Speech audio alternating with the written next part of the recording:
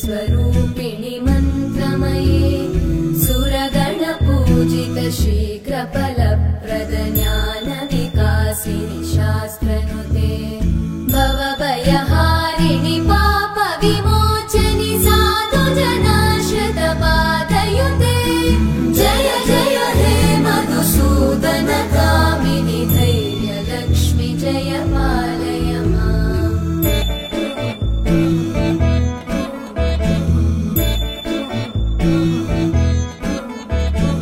जय जय दुर्गतिनाशिनि कामिनि सर्वफलप्रद